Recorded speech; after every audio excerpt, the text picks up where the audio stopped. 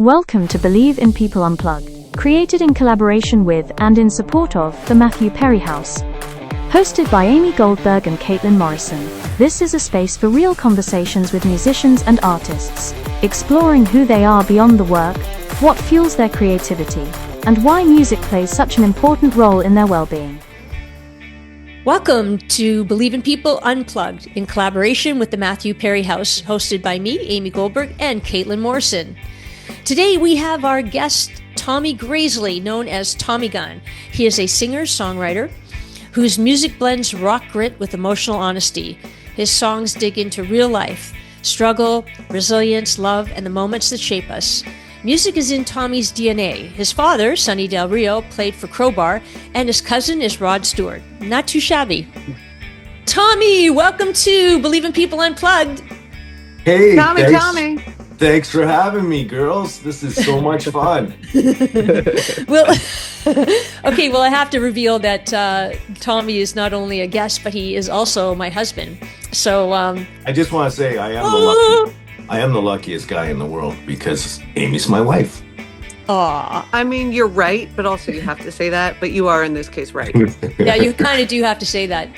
I kind of do, but it's the truth. So I mean, is it the truth? You just said I kind of do. I would marry Amy in a hot second. See, that's a huge compliment. I did. Right? Yeah, Tommy was like, no way, I am never getting married. And I'm like, okay, that's fine with me. And then it's like, you know what? I really want to be married. I gotta lock this down. Yeah. This is too good. He changed my whole life. I'm telling you. Oh, let's start with that, shall we? I had a question like kind of planned, but I want to hear about how, what happened? Go. Okay. How about we start at the beginning? Okay. Once upon a time. So I recorded my first album and released it in 2013 with two videos. One was Hounds of Hamilton with my father, Kelly J, and Tom Wilson.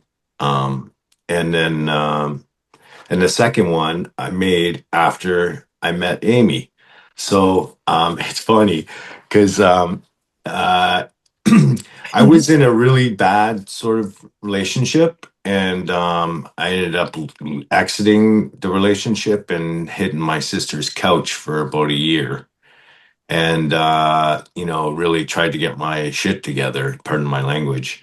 And then, it's unplugged. You could swear.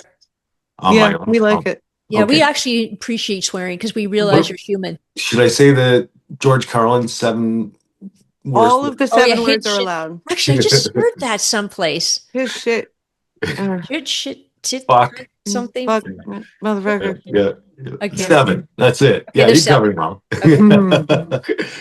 So anyways, I was in a kind of depressed mode. I released my album, and then I met Amy, and my whole life changed. It just was like my heart went from black to red again, and I fell in love with Amy, and it changed my whole outlook, and she taught me so much in a short period of time. And Where did you meet her? How did you meet her? So after I released my first album, I was playing shows and inviting everybody I knew, everybody I didn't know. I was just inviting everybody to come to my shows. And Amy was one person who I invited. And I invited her several times, and she ignored all the invites. Through social media, which I was not on. Yeah. Just so you know. Yeah, okay. So, and then I sent her a video, Hounds of Hamilton, and a few songs off the album. You Were Right for Me, one of them, and she loved it, and so she got back to me. I was like surprised. Hey, how are you? And then we met, and I took her to a rehearsal. I was getting the band all going, and I took her to a rehearsal, and as soon as I met her face to face, I knew it was over. It was over. I just met the girl of my dreams, and every day since has been better and better every day. Thanks, Tommy. Actually, we just celebrated our anniversary February 2nd. Groundhog Day. Yeah. It's Groundhog Day again. Groundhog Day, yeah. Our eighth anniversary. Yeah. And it's funny because Yeah, I fell in love with Tommy's song before I fell in love with Tommy, and because I wanted to play it, I listened to it because I was doing a soundtrack for something, and I thought that song would be perfect for it. And then we 3, 4 months later, 5 months, 4 months later, we met. So, Amy, you're like a high-powered, awesome woman. Did you ever think that you were going to be a groupie? Never. I never thought I was, but I am the biggest groupie you could ever, like, ridiculously, right? Yes. Stars in my eyes, like hail to Tommy. And Hmm. he's got this, I did in the intro, we pre-record Tommy before you come on. And Tommy, it's in his DNA. I mean, when he was a kid, he grew up with rock and roll. Sonny Del Rio is his dad. He won a Canadian Jubilee for as a sax player, right? Queen's Jubilee. Queen's Jubilee. What did I say? Crown? Canadian. You said Oh, Canadian, okay, but it's Queen's. Queen's Jubilee. And Tommy's cousin is Rod Stewart. So it's like he gets it honestly. He's got the Rod Stewart chin and lip, The clef, isn't it? the clef. Oh yeah. All right. You gotta edit in a little side-by-side photo into the actual show. Yeah, it's a good idea. Hmm. Actually, yeah, it's a good idea. All right, I want to ask you a question. I'm going to ask you, Tommy, Mr. Grasley. Your music has edge and heart. There's no question about it. Where does that balance come from for you? Well, I think the edge comes from growing up in Hamilton, Ontario, and like it was quite a town, blue collar and all that. Um, and the heart comes from my mom, and Oh, it's okay. wow, that was something else just came over me. Tommy's mom passed away. Yeah, Oh, yeah. So my sorry, heart comes from Tommy. my Tommy's mom. very emotional. Oh, honey. As you should be with your mama. Yeah, she was everything to me. So and yeah, Oh, so that's where my heart comes from. And really from my grandfather, really, because her dad, he was all heart too and very emotional. He was in the Second World War. We had to wake him up by his feet because he woke up swinging. Hmm. Crazy. what was it like growing up with a rock dad, like in Crowbar? Well, I'm very proud of my dad. He's makes like the best. He was the best sax player in Canada at one time, no question. And worldly. I mean, he was compared to world greatness. Like Clarence Clemens and stuff like that. The same sort of tone. And my dad, he's always been, going for it. He's always happy-go-lucky and very social. My dad was very social, so it was interesting growing up. Climbing over cords and stuff in our living room when the band was set up, and all that kind of stuff. So that And you goes had with my tons of visitors too. Didn't you have a lot of people staying at your place? yeah. It was sort of like the band stayed there, sort of. All the groupies, would drop in here and there. It was like very social. And me and my sister were running around in between everybody. Did it feel like music was a foregone conclusion? Well, the thing with us is back then when I was just a child, young kid, we had tubes in our TV. And so if a tube went, being a musician, it's, it's everything's great and then everything's not so great, and we couldn't afford a tube for the TV for like weeks on end. It'd be weeks on end. So we just have the stereo, all the records and radio. And so that's how, I really got into music. My dad turned me on to so many great acts that I say to people and they've never heard of them. And it's like, wow, you're missing out because they're fantastic. Like Roy Wood, for example. He's like unbelievable. He was in a band called The Move, which then went into Electric Light Orchestra, and then Roy left, and Jeff Lynne took over, sort of thing. Huh. Who else did you really like or were Oh, influenced by? Oh, everybody, the Beatles, of course, number one. Maybe Barry Manilow. Um, um, uh, Barry. you We were know, just talking about that. Gee, who else likes Barry Manilow? I don't know. I don't know. Somebody Only we know. Somebody never very heard never heard close of to anybody like Caitlin. Barry Manilow. Caitlin, did Matthew turn you on to Barry?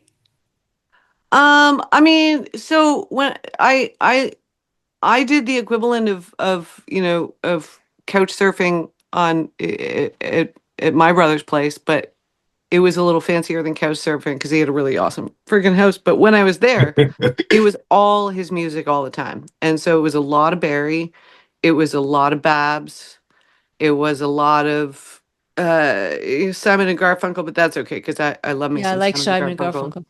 Garfunkel. And Coldplay, a lot of Coldplay. Wow. So I had a good stretch there where it was all very that, that kind of mellow mood sort of stuff. it's Yeah. cool. Yeah. Yeah. Yeah. Yeah. It is cool. And then, hey, Tommy, how did you get into songwriting? Like, that's a real craft because you do it all. You could produce, singer, songwriter, lead guy. How do you do that? Thank you so much, dear. I just would like to, I don't know, Awesome. writing music for me is about, I write about experience. And that's how I write when I write by myself. But I'm a big fan of collaboration because I feel like I could suggest an idea and someone would say something and it would make me think of something totally would not have thought of if they never said that to me. So it sparks ideas. I really like collaborating. I've done it quite a bit, but I also write on my own. And when I write on my own, it's usually about experiences. Even when I collaborate, the idea comes from my experiences. Yeah. So, I almost want to tell Amy to cover her ears, but you don't have to cover your ears. The so for me, and this is just the way that I roll. I always find that I feel more creative when I'm in like a funk. Oh, Like it's I guess it's a therapy. It brings all the sort of the heart and the feeling. yeah. You met Amy and your black heart turned to red, which I friggin' love that, by the way. Tommy, love it. Thank you. Um did was it did it make it harder to write? Did it make it a different experience? Oh, it totally was different. It was totally different because I had huge amounts of hope, huge amounts of joy, huge amounts of inspiration. And just when you learn things, it's like, and you're into what you're learning, it's really fun. Like, it's really fun. And Amy's always been so much fun. So, like, it made my life so much fun. And she showed me things I never had seen before. And that kind of experience led to my second album called I Believe in Love because she made me feel like I believe in love again. And that whole album was just amazing. I think it's some of my best work. I love all my babies, but I think that album is special because my life changed so much. Mm-hmm. Yeah, You just tell them shared it. about that because that was a magical, magical moment. So, Yeah. Tommy and I went to LA for 6 months. It was just during or middle or something. We were getting sick of COVID. We went to LA and we were going to record his album and tell him about we thought we had a producer, but then Well, 20 that that producers that later. Was that yeah, that right? that was my third album. Oh My yeah, sec my yeah. second album was I Believe in Love, right? And Right. and I recorded that one in Toronto, and I had great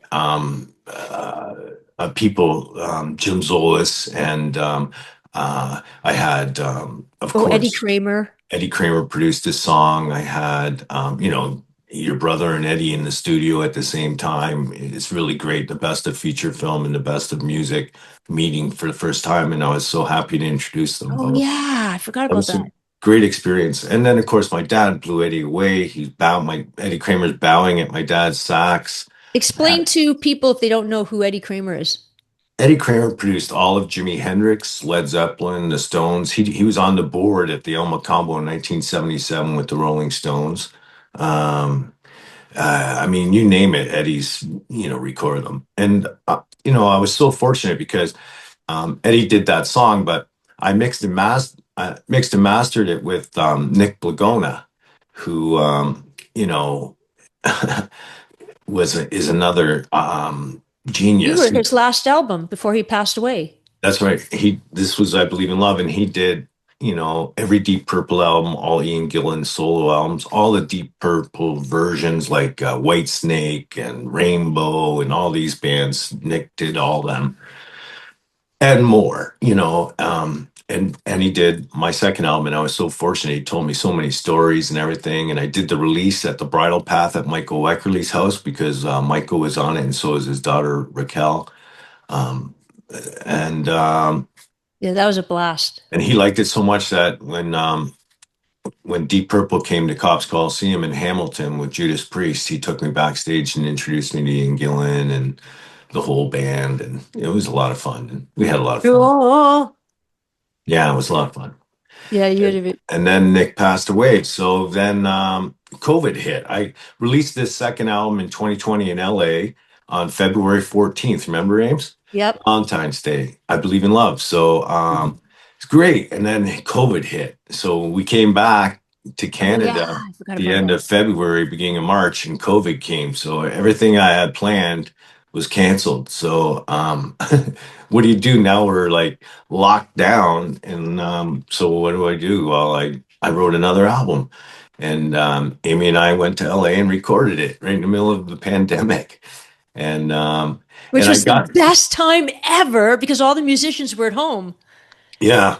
And like, but this is where I've been in discussions with this producer in Los Angeles, and we were going to record it at his place and this and that.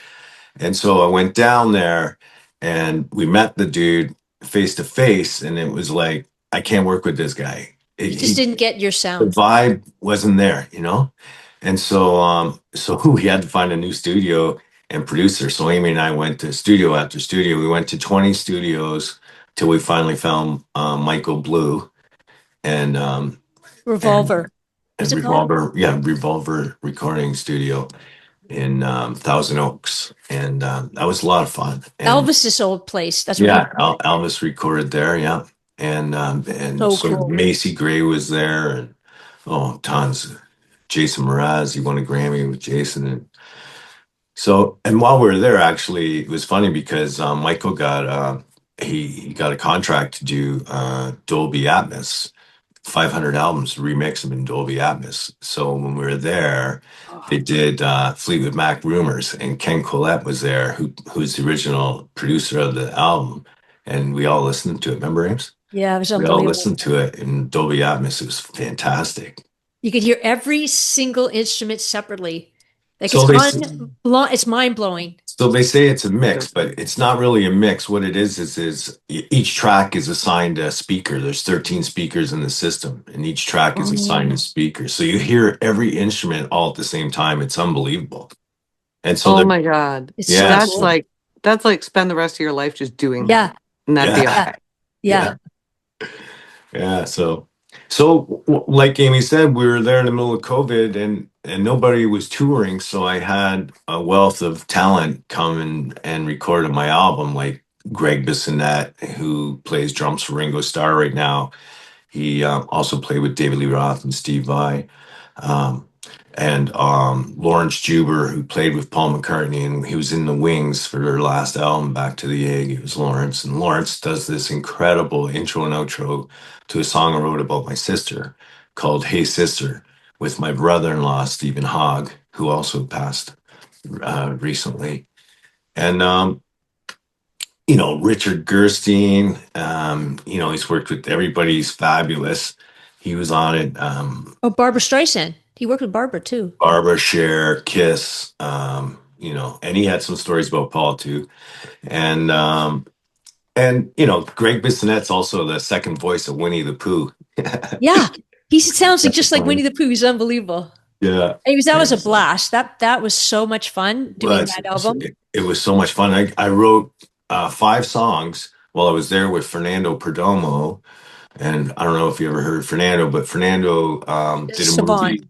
He's a savant. He's unbelievable. Yeah, he did a movie with Jacob Dylan called Laurel Canyon. And Yeah. Great movie.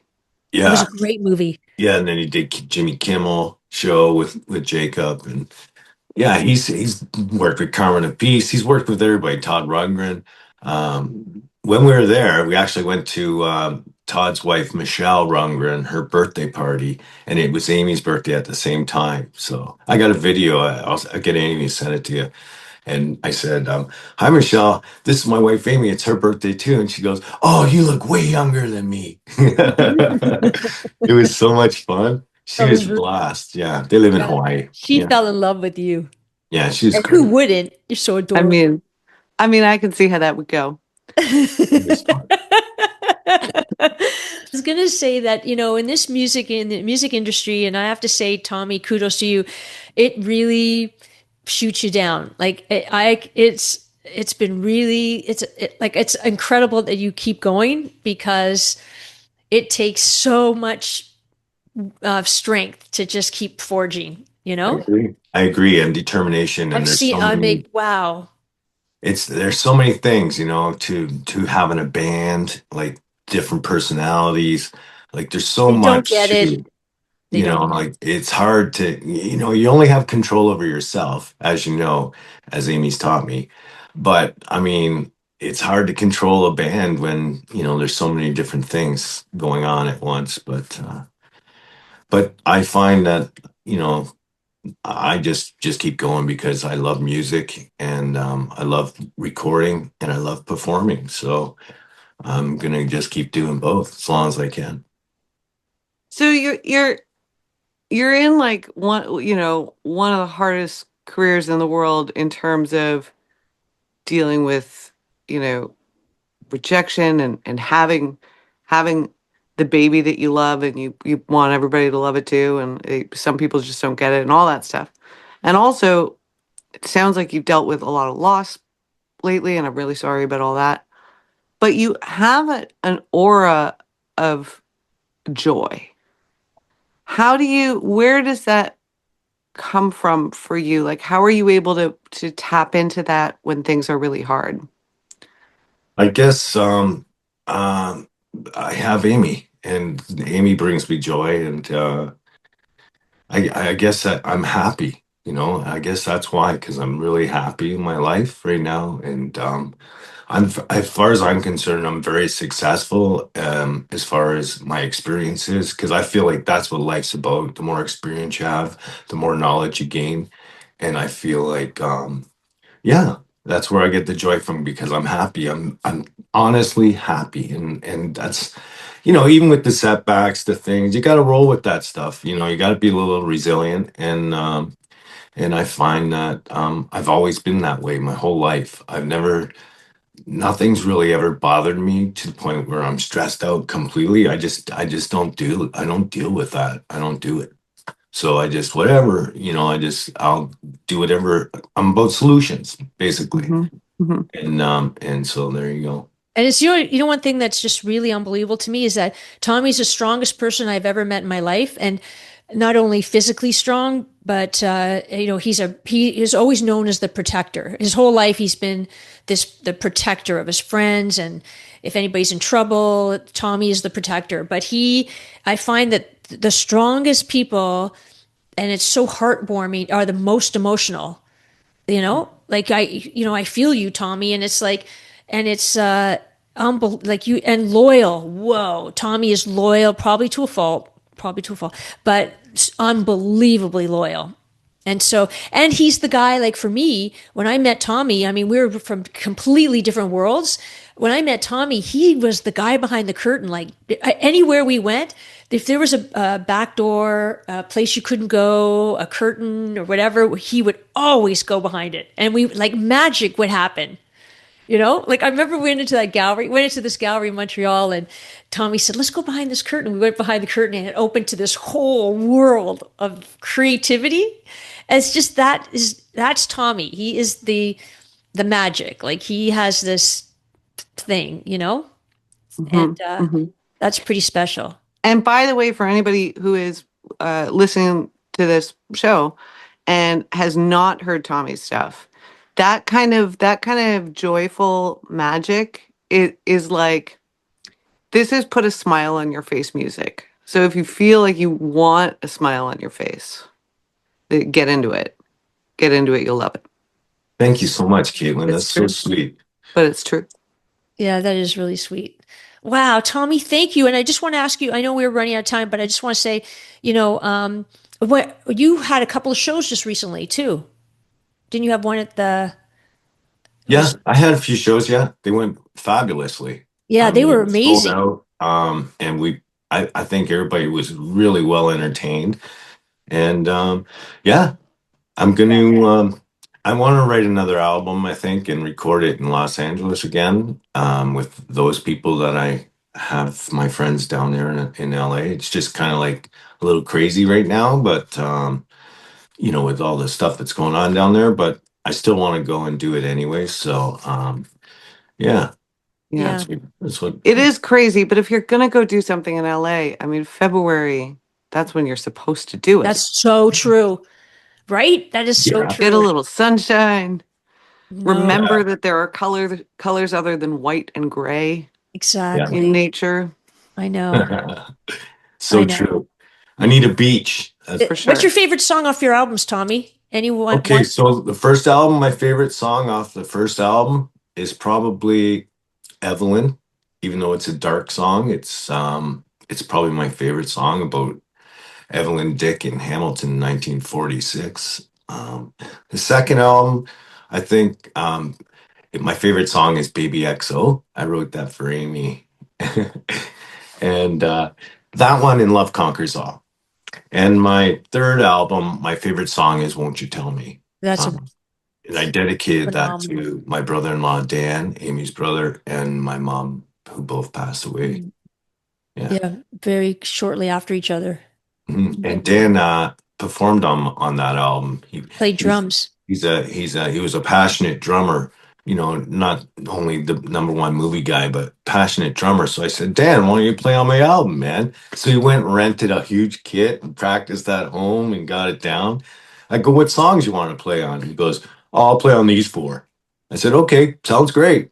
And he came in and laid them down. It was magical. I know. I was the one saying, like, he's Mikey, Mikey won't eat anything. And I'm like, no way was Dan going to do this, right? And he was like, yeah, let's go. I'm I was down. like, I thought that was unbelievable. And he was there almost every day Yeah. when you were recording.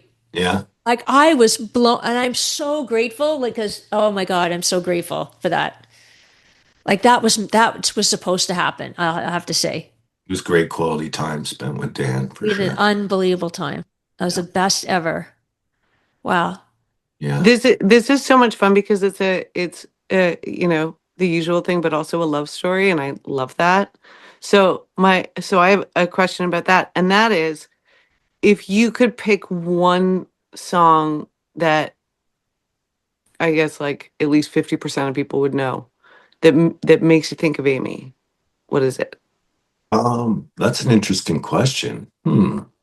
Well, of course, the song I wrote about her, Baby XO, but that's not the one. I think maybe Head On. That's the song.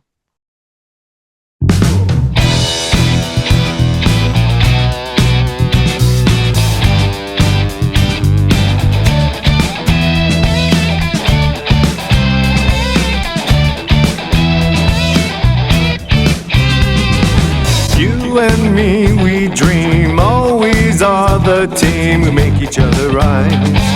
We make each other right. Yeah, because we face things head on. Yeah, this is fabulous. You don't know what else to ask because you talk to each other all the time, huh? I know. I know. You guys are hilarious.